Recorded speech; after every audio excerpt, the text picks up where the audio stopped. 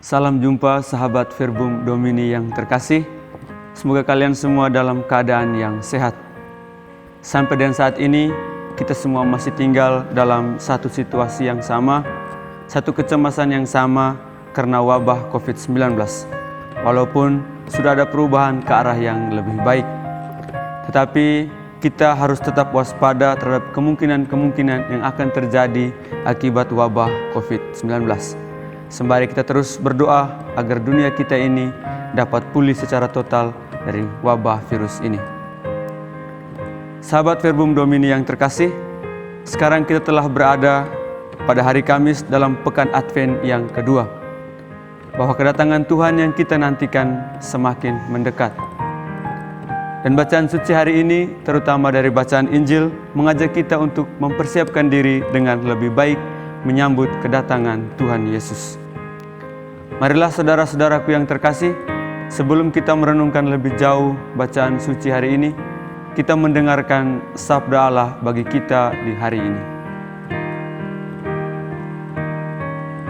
Inilah Injil suci menurut Matius. Aku berkata kepadamu, sesungguhnya di antara mereka yang dilahirkan oleh perempuan, tidak pernah tampil seorang yang lebih besar daripada Yohanes Pembaptis, namun yang terkecil dalam kerajaan surga lebih besar daripadanya. Sejak tampilnya Yohanes Pembaptis hingga sekarang, kerajaan surga diserong dan orang yang menyerongnya mencoba menguasainya. Sebab semua nabi dan kitab Taurat bernubuat hingga tampilnya Yohanes, dan jikalau kamu mau menerimanya, ialah Elia yang akan datang itu. Siapa bertelinga, hendaklah ia mendengar. Demikianlah sabda Tuhan. Terpujilah Kristus. Sahabat Verbum Domini yang terkasih, menarik sekali apa yang dikisahkan dalam Injil Matius hari ini mengenai yang terbesar dan yang terkecil dalam kerajaan surga berkaitan dengan Yohanes Pembaptis. Dalam Matius bab 11 ayat 11 dikatakan bahwa aku berkata kepadamu, sesungguhnya di antara mereka yang dilahirkan oleh perempuan tidak pernah tampil seorang yang lebih besar daripada Yohanes Pembaptis, namun yang terkecil dalam kerajaan surga lebih besar daripadanya. Sepintas lalu kita mungkin memahami bahwa Yesus memberi penegasan bahwa Yohanes adalah yang terbesar. Semua manusia dilahirkan oleh seorang perempuan atau ibu. Maka dengan mengatakan bahwa di antara mereka yang dilahirkan oleh perempuan tidak lebih besar daripada Yohanes Pembaptis, mengatakan kepada kita bahwa Yohanes adalah yang paling besar. Jika disandingkan dengan Maria, Rasul Petrus, Yakobus, Paulus, dan lain sebagainya, Yohanes tetaplah yang paling besar. Bahkan berhadapan dengan Yesus pun, Yohanes tetap yang terbesar. Sebab Yesus pun dilahirkan oleh seorang ibu, yaitu Maria.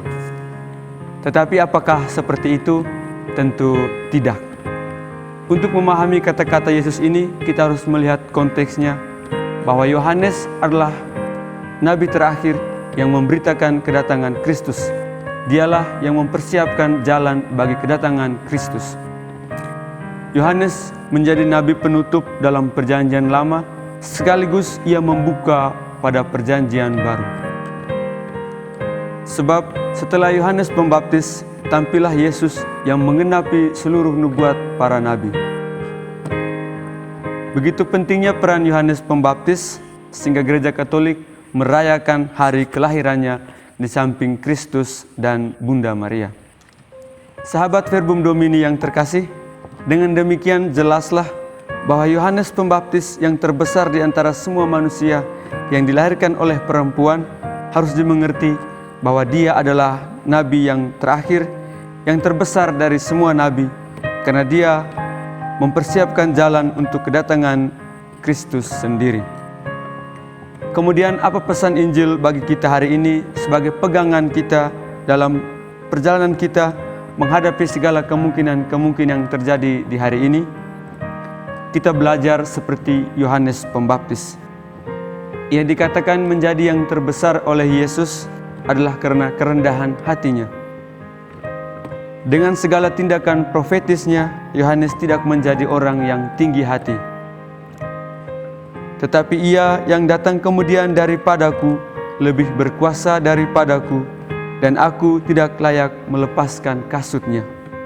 Yohanes menuntun kita untuk selalu terarah kepada Yesus, selalu menatap Yesus dalam setiap perjuangan hidup kita.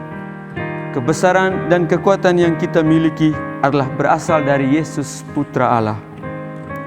Maka di masa Advent ini kita semua diajak untuk mengangkat kepala, menatap Yesus yang akan datang sebagai penyelamat dan sumber kekuatan hidup kita. Masa Advent ini dapat menjadi saat-saat pembaharuan dalam relasi kedekatan dengan kehadiran Allah dalam hidup harian kita. Semoga rahmat Tuhan membantu kita sekalian. Amin.